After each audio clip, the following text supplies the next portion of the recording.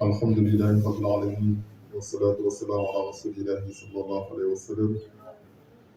اللهم صل على سيدنا محمد الفاتح لما قبله والخاتم لما سبق ناصر الحق بالحق والهادي الى صراط المستقيم وعلى اله حق قدره المقدار العظيم. سبحان ربك رب العزة عما يصفون وسلام في الدين وسلام في الدنيا وسلام في الآخرة وسلام على المرسلين والحمد لله رب العالمين. Alhamdulillah, nous remercions Allah subhanahu wa ta'ala. Demandons Allah qu'il accorde sa paix, son salut, au milieu des créatures, Sayyidil Wujud, Sayyidil Mutahharin, Sayyidina Muhammad sallallahu alayhi wa sallam, de combler de sa grâce et de sa miséricorde à notre maître de la paix, Allah Cheikh Sidi Ahmad Tijani, de récompenser pour nous le secrétariat et de vivre avec Ishaq Asaf, le frère de Tijani, Moulaya Cheikh Ibrahim Niass, de récompenser pour nous notre porte en Allah, en Rasul, en Cheikh Tijani, مولانا الشيخ إبراهيم كامل الأسري مدن الزماني أين الزماني خليفة الله في الأرض مولانا الشيخ ابن الخيري ونفعنا الله ببركاته. Allah récompense pour nous notre Père, notre guide, notre initiateur, celui-là même qui nous a initiés en cette voie de miséricorde, celui-là même qui nous a relevés de notre monde spirituel. Moulaya Tchama Mandiaï, qu'Allah lui accorde longue vie et santé et le maintien longtemps parmi nous, ainsi qu'au Khalif international de la Fayda Cheikh Mahi Ibrahim Niass. Demande de la Khadara Cheikh Tidiane Ali Cissé, tous leurs frères et sœurs, toute la descendance de Moulana Cheikh Ibrahim, de Moulana Cheikh Tidiane, de Rasulillahi sallallahu alayhi wa sallam, partout se trouvent dans le monde, Allah les bénisse, Allah les agrée, Allah agrée notre jama, Allah bénisse notre jama, Allah élève notre jama, Zahran wa batinan wa batinan batinan, dini wa dunya wa akhirati. Alhamdulillah Rabbil Alamin. Nous sommes toujours dans les versets journaliers, dans le tafsir du Ramadan, avec le livre intitulé Mufirru ilallah. L'auteur, c'est Maulana Tchama Mandiaï, Masha'Allah.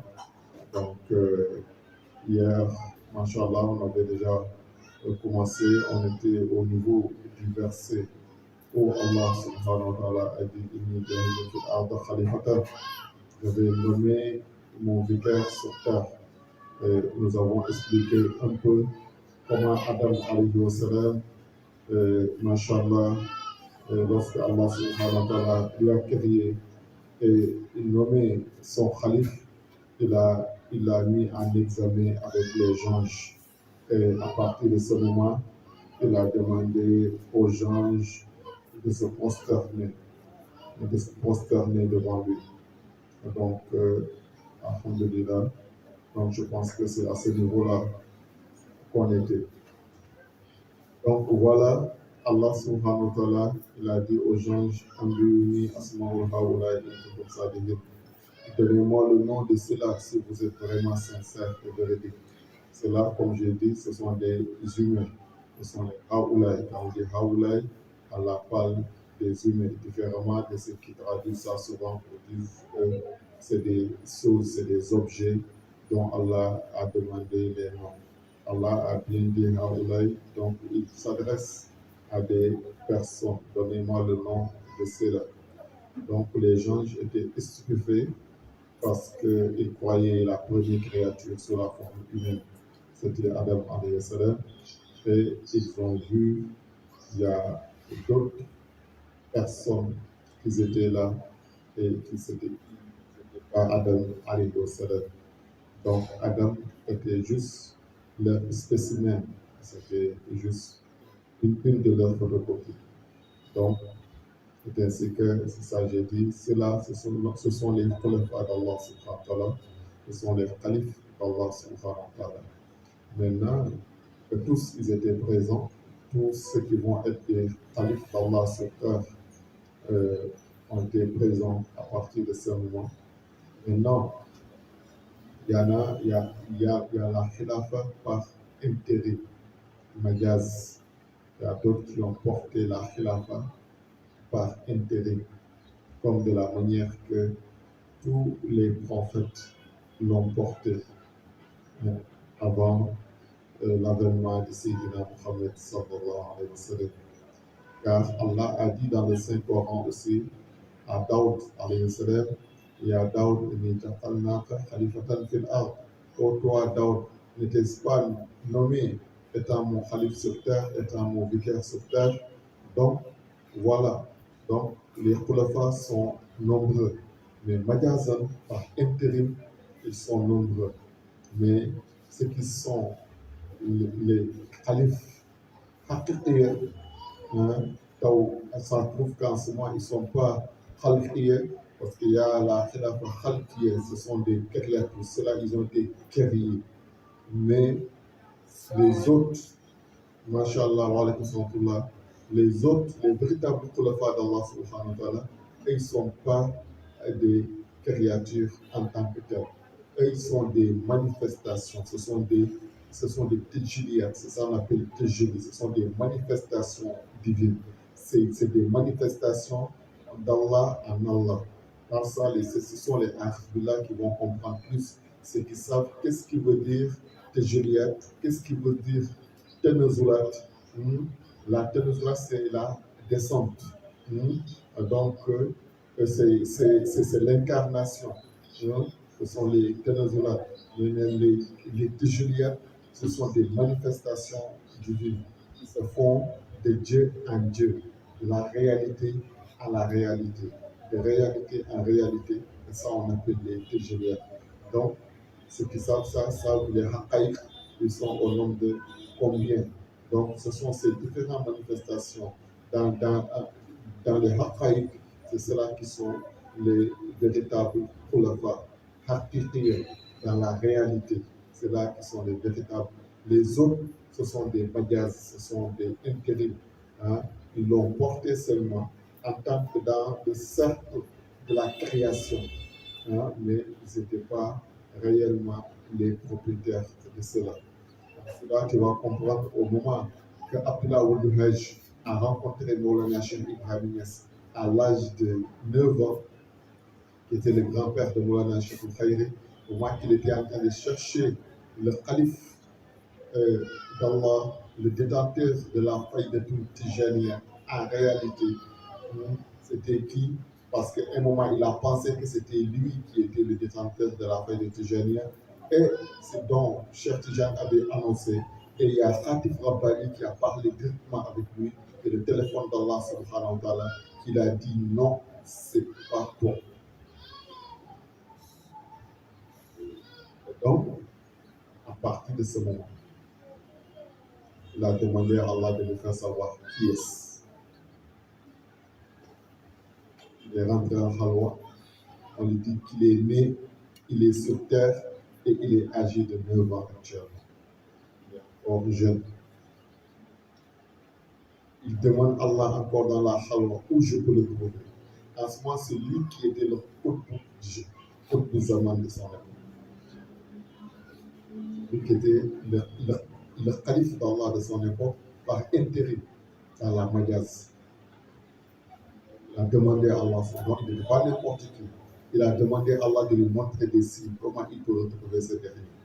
Et Allah lui fait apparaître une étoile, lui dit sur cette étoile va te guider. Là où tu verras cette étoile descendre, cherche que c'est là-bas où il se trouve. Il a fait il regarde encore pour qu'on lui montre des signes de ce dernier. Pour le jour qu'il va le trouver, il ne va pas se tromper. Quand il vérifie ces signes-là, il verra réellement, voilà les signes que Dieu lui avait montrés, que ce dernier se termine. Donc, Abdullah Ould Hajj, promener, l'histoire est longue, mais le temps ne nous permet pas. Mais finalement, il a retrouvé Maulana Cheikh Ibrahim avec un long trajet. Et après cela, lorsqu'il a vu Cheikh Ibrahim, il a demandé de dormir avec Cheikh Ibrahim dans la même chambre. Donc, dès qu'il a vu, il a dit que celui-là, c'est mon fils. Le père de Cheikh Ibrahim dit non, lui là, c'est pas ton fils, c'est mon fils. Et c'est mon fils. sait de quoi je parle réellement. Hein?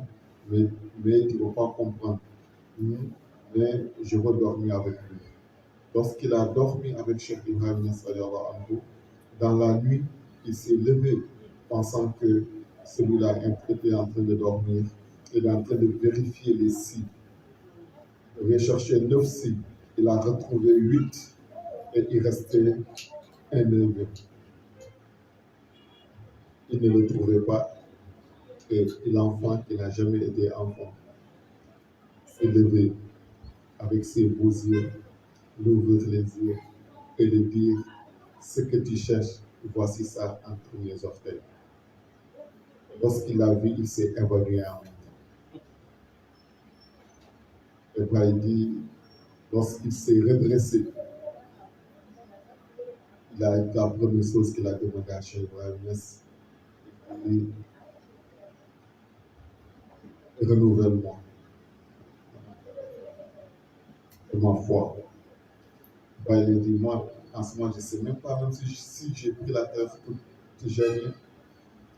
Il dit, tu cherches d'excuses, tu n'as pas d'excuses. Maintenant, moi, j'ai toutes les autorisations, je te renouvelle. Arrête, tu n'as même pas besoin. Car tu es le propriétaire et tu es le dépositaire. Mais comme tu veux suivre les règles dans les normes, maintenant, moi, je te donne et je te renouvelle. Je te donne toutes les autorisations, renouvelle. Elle dit, je te renouvelle. Et je veux une doléance. Parce qu'Allah, le jour du jugement dernier, je sois parmi les plus grands muhadam de Cheikh Sidi Ahmed Tijani, Cheikh Rayallah. Elle dit, je te l'accepte. Parce qu'Allah, le jour du jugement dernier, tous les péchés de la communauté du prophète Mohammed sallallahu alayhi wa sallam, qu'Allah met tous les péchés sur mon dos et que je vais les porter mon seul. Elle dit, je te l'accepte. Il a Abdullah Wouldouhej. Elle dit, ce jour-là, on a échangé des choses dont tu sais qu'on ne saurait ni l'écrire, une plume ne saurait l'écrire, un œil ne saurait le voir, et une oreille ne saurait entendre ça.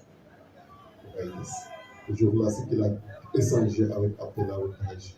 Abdullah Wouldouhej lui dit, maintenant, je m'en vais. C'est toi qui es le véritable dépositaire dans la réalité. Moi, je l'ai seulement par médias, par intérim, mais c'est toi qui es le propriétaire. Comme il ne peut pas avoir deux califes à chaque époque, c'est voilà la seule chose qui retarde les choses d'abord. Mais le jour que tu entends que moi, je suis décédé, je suis pris de ce bas monde, appelle. Et le monde entier viendra à ton appel. Il viendra répondre à ton appel, bon gré, mal gré. Là, ainsi, Abdullah Wouldouhej est parti. Lorsqu'il est décédé, le jour qu'ils ont annoncé son décès, c'était un jour de Maulid. Le bail qui faisait les cantiques dans le Maulid, dans la zawiya de son père Abdullah Niass, qui était décédé, le grand frère Mohamed Khalifa Amina, celui qui était là, qui était le chef. Le bail était parmi les disciples qui faisaient cantique. Lorsqu'on a annoncé le décès du shérif, ce grand shérif que notre père aimait autant et qui venait lui rendre visite à chaque fois, Abdullah Wouldouhej, il est décédé, il s'est levé en même temps, il s'est arrêté sur lui. Et il a déclaré, à partir d'aujourd'hui, lui qui est le calife de Cheikh Sidi Ahmed et le shérif radiallahu ta'ala, celui qui veut serrer la main de Cheikh Sidi Ahmed Tijani dans la réalité, qu'il vient serrer sa main. Celui qui veut serrer la main de Rasulullah sallallahu alayhi wa sallam, qu'il vient serrer sa main. Celui qui veut serrer la main d'Allah subhanahu wa ta'ala, qu'il vient serrer lui sa main. Celui qui est le calife d'Allah d'aujourd'hui sans aucun doute. Celui qui veut parvenir à Allah, celui qui veut atteindre Allah, celui qui veut connaître Allah tout de suite, qu'il met sa main entre les mains. Tout le monde disait, voilà, il est devenu fou. Il est fou, on le savait. Inch'Allah, avec ses zikrs, ce qui est extraordinaire, il y a d'autres qui ne voyaient plus pareil. C'est un arabe, il voyait. Il y a une des épouses de son père qui a dit, mais dites à cet arabe-là de se taire, il est quitté où en train de crier, là, dites cet arabe-là de se taire. Nous ne sommes pas des arabes, nous sommes des Africains. Ça, c'était dans le massif. Partout où les gens étaient dans les villages environs, ils entendaient la voix de Cheikh Ibrahim.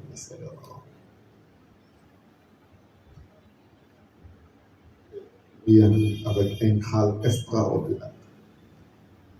Comme un lion, il rugissait. Voilà, pour dire seulement ce que Abdullah Ould Hajj, celui qui a porté la khilafa par intérim par Magyaz, et celui qui est dépositaire Haqqi. Cette conversation, le preuve que je voulais apporter, c'était voilà, entre Cheikh Ibrahim Niass et Hajj Abdullah Niass et Abdullah Ould Hajj. Et donc, voilà, qui est grand-père aussi de Maulana Shikoh Khair. Et c'était ce pour ça, il compte parmi ses maîtres dans le Kashful Hadith. Et il dit c'est son père aussi. C'est ainsi, Adam alayhi salam, lorsque Allah lui a insufflé, et il a mis en épreuve avec les anges, il dit citez-moi le nom de cela. C'est Khulafa, Adam qui vient d'être créé, qui vient de lancer son premier souffle. Les anges, ceux qui ne connaissent pas, lui, il a cité cela. Et le nom de tous, tel est un tel, tel est un tel, tel est un tel, jusqu'à la fin. Allah dit, ne vous avez pas dit que je connais ce que vous ne connaissez pas. Anak. Gloire à toi, Seigneur. Nous avons été fautifs. Nous ne connaissons que ce que tu nous as. Ils savent que la connaissance, la science n'appartient à personne d'autre qu'à Allah. Car ils savent, si c'est le corps d'Adam seulement qui vient d'exister tout de suite, celui-là ne peut pas connaître. Mais Allah subhanahu wa ta'ala, il a des attributs qui lui sont propres.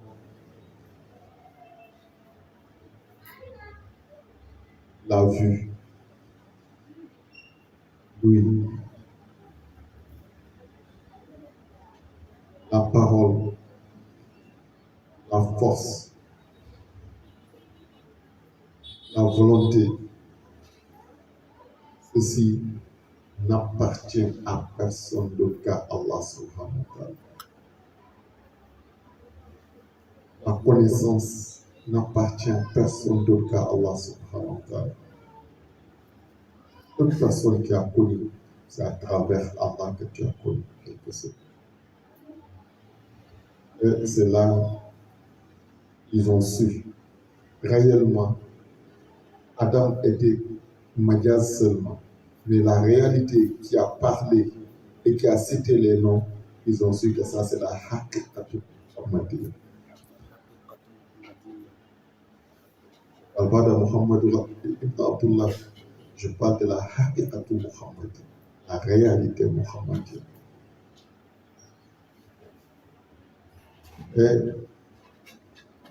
Et là, ils se sont prosternés. Elle a dit donc, prosternez-vous devant Adam pour voir si vraiment vous êtes sincère de ce que vous dites. Ils se sont prosternés. Tous, excepté Iblis.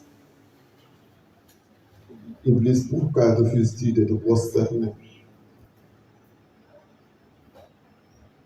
devant Adam?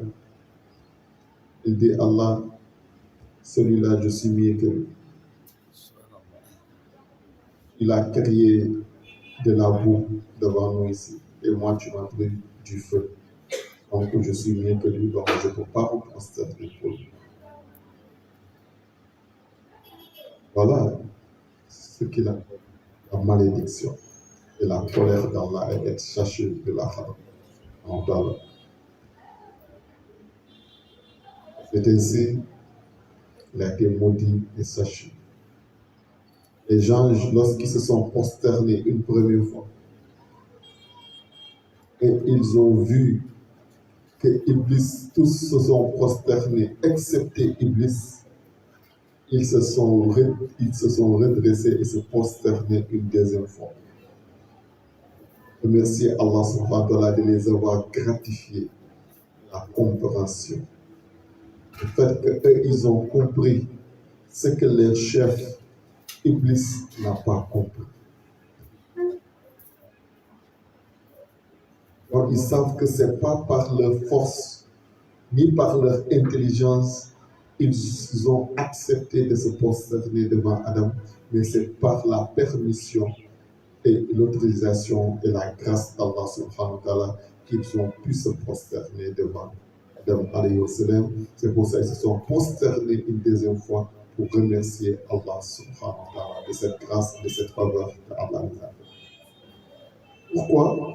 Parce que Iblis les avait avertis. Parmi eux, c'est Iblis seulement qui avait le droit à accéder, qui était le chef, qui était le droit d'aller jusqu'à l'Awful Mahfouz, voir le livre du décret divin et voir ce qui est écrit là-haut. Et Iblis, un jour est parti, il a vu ce qui concerne les anges. Il y aura un ange parmi les anges qui sera maudit et chaché de la khadra des anges. Aussitôt, lorsqu'il a vu ça, il a eu peur, il est descendu. Il dit, je viens de voir quelque chose qui est très dangereux tout de suite pour nous, les anges. Iblis, en réalité, son origine, c'est un djinn. Mais il a adoré Dieu jusqu'à ce que Dieu lui a fait monter dans la maqam, dans la station des anges. Et ainsi, Iblis les a dit, venez, je vais prier pour vous. Il a prié pour eux tous. Le décret que j'ai vu qui est écrit sur Awful Mahfouz, qui doit tomber sur un ange, qu'Allah vous préserve de ça, que ce châtiment ne tombe pas sur vous. Tous les anges ont été amis. Il a oublié de se mettre dans la droite, parce qu'il ne pouvait pas s'imaginer, par la puissance et l'honneur que Dieu lui a donné, que ça pouvait être lui.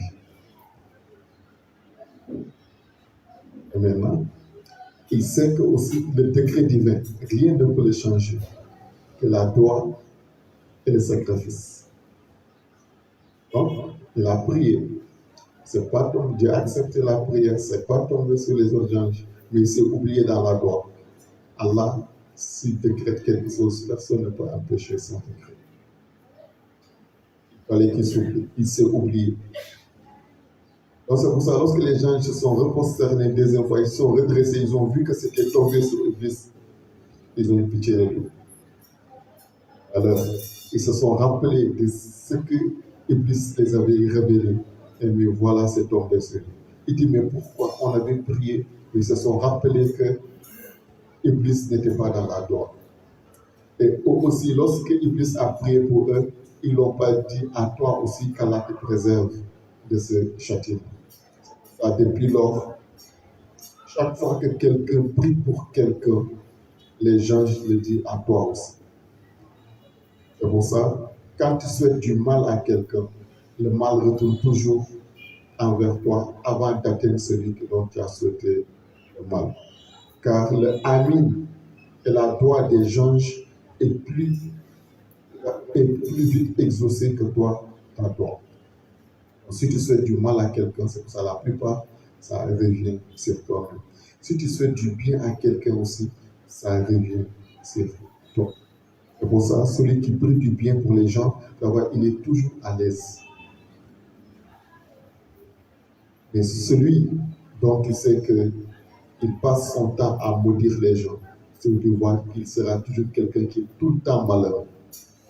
toutes ces malédictions qu'il sens aux gens, c'est lui qui est le premier victime de ces malédictions. Et si ça trouve que ce dernier aussi lui souhaitait le mal, ça va atteindre ce dernier. Mais si ça trouvait que ce dernier ne lui souhaitait que du bien, quand le mal vient, le mal se retourne contre la personne, il n'y aura pas de place. Et le bien que ce dernier lui souhaitait, ce bien aussi va retourner vers la personne. Mais si les deux, chacun se souhaitait du mal, chacun va avoir le mal. On doit avoir des cœurs purs, des cœurs purifiés. Donc, pareil que le temps que nous avons aujourd'hui est arrivé. Allez un peu. D'accord? Donc, voilà, c'est pour ça, depuis lors, ça c'est devenu une législation divine. Chaque fois que Allah il a son calife sur terre, il a nommé un calife sur terre. Tout ce qu'il accepte et qui se soumet à lui, le fait de se prosterner, ça dit se soumettre à lui, ceux-là seront sauvés et auront la bénédiction d'Allah subhanahu wa ta'ala. Mais tous ceux qui vont se rebeller contre lui, comme Iblis, seront des enfants d'Iblis. Seuls des enfants d'Iblis de cette époque, c'est ceux-là qui se rebellent contre le calife de l'homme.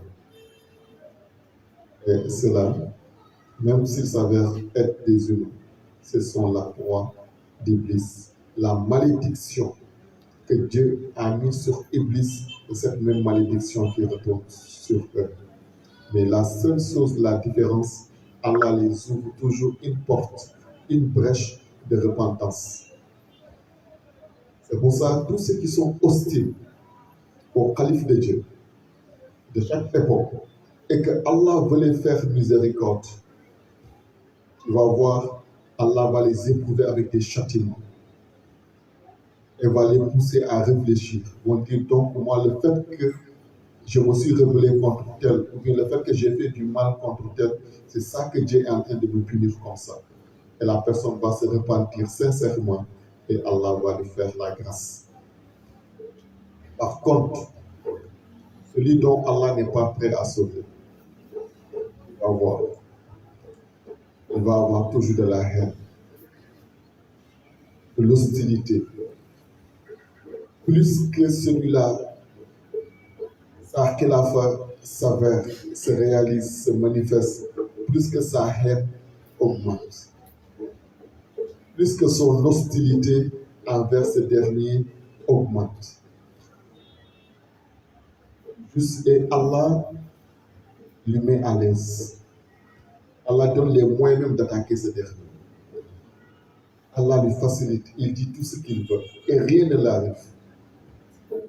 Au contraire même, Dieu lui donne des personnes qui le soutiennent et qui l'applaudissent dans ce qu'il est en train de faire. Pourquoi? Parce que Dieu ne veut pas qu'il fasse marche arrière. Et même s'il est musulman, avant de mourir, Allah va lui enlever la foi. Il va mourir en tant que mécréant. Qu'Allah nous préserve de ça. C'est pour ça que le prophète sallallahu alayhi wa sallam dit, qu'est-ce que vous connaissez de quelqu'un qui va jusqu'à il ne reste qu'un seul pas pour rentrer au paradis? Il est là devant le paradis. Il reste un seul pas pour qu'il affranchisse, il rentre dans le paradis. Et Allah lui détourne et le jette en enfer. C'est le croyant, le musulman, qui a la foi, qui suit les recommandations d'Allah subhanahu wa ta'ala, qui prie, qui jeûne, qui fait le hajj, qui respecte la charia d'Allah de son époque, mais qui se détourne du calife d'Allah et qui est hostile envers ce dernier. Celui qui dit je ne crois pas, c'est vrai, il y a calife de Dieu, mais il n'y a pas calife de Dieu, ça, moi, je n'en sais rien. Je ne crois pas à ça. Moi, je sais que Allah, il a envoyé le prophète, c'est le messager. Je crois au Coran, je crois à l'islam, mais les histoires de Qutbou, les histoires de calife et consorts, ça, je ne crois pas, je ne sais pas. Donc, je ne veux pas me mélanger de ça, parce qu'il y a trop de discours dedans. Il y a ceux-là qui disent c'est vrai, ceux-là disent c'est pas vrai, donc moi je veux rester dans mon coin.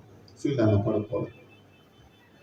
C'est vrai, Dieu sait, et Dieu m'aide à suivre, à croire. Si ce n'est pas vrai aussi, que Dieu m'aide. Mais moi, je ne suis pas contre quelqu'un.